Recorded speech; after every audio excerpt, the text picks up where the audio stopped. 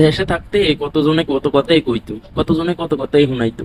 এই ধরেন জামা কাপড় এক ড্রেস বারবার বারবার পরার কারণে কইতে রে তুই দেন না চলস, তোরে কি কোনো মাইয়া পছন্দ করবো নি, তুই দেন না চলস না থাস, কোনো মাইয়া তুই তোর কপালে কোনো বউ নাই, এটা নাই সেটা নাই, হাসি ঠাট্টা করি ওকে যেভাবে কোক।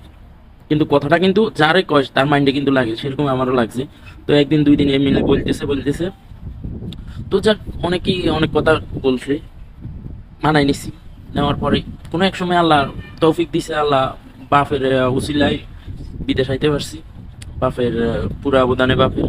তো আসার পরে গেল 1 মাস 2 মাস এরকম, প্রায় বছর খানিক পর আস্তে আস্তে দেখতেছি কেমন জানি যাদের খোঁজ মারিনা কথা ছিল তারা কেমন জানি একটু গনায় আসতেছে, ধীরে ধীরে গনায় আসতেছে, মানে 6 মাস 1 বছর যাওয়ার পরে ধীরে ধীরে। তো বলতেছে, যারা বলতো এইসব কথা যে তোর জীবনে তুই বিয়ে করতে পারবি না, ইয়ে করতে পারবি না, তোর কপালে কোনো মাইয়া নাই, হেরে কইতেছে, ওই অমুক ভাবি কইতেছে, রে আমার তো চাচাতো বোন আছে, তোর ছবি দি তুই চা, তোর পছন্দ হয় নাই, ঠিক আছে নি। এরারে আরো আছে এরকম না, এরারে ধীরে ধীরে কিছুদিন পরে একজন ফুকু কইতেছে, রে আমার তো একজন একটা ননদের মাইয়া আছে, তুই দেখতে পারস। তারপরে কিছুদিন পরে মানে এভাবে যাইতে যাইতে কি বিয়ে শাদী করতে নানি, মানে মানুষের তো অবশ্যই জিজ্ঞাসা, এটা তো স্বাভাবিক, যারা আছে তারা জানে।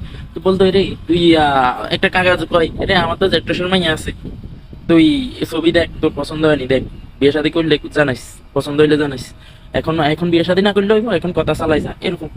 খালা আসছিল, মানে খালার রিস্তায় খালা হয় যে রে আমার ইয়ার মানে ইয়ার মাইয়া আছে, এই যে আমার হালির মাইয়া আছে, ইয়াদের ননদের মাইয়া আছে,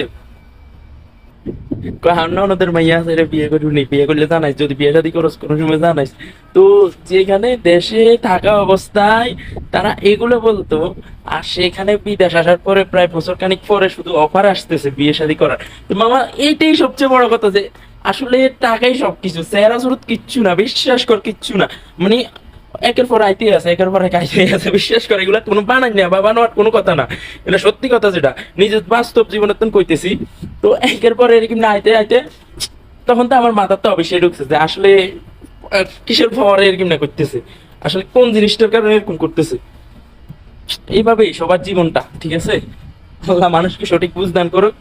আর অবশ্যই পুরুষ মানুষের সৌন্দর্য বলতে টাকা, টাকা ছাড়া পুরুষ মানুষের কোনো সৌন্দর্য নেই, চেহারা সৌন্দর্য কিচ্ছু না, শরীরের সৌন্দর্য কিছুই না, ব্যাস অনলি টাকা। Money is power brother.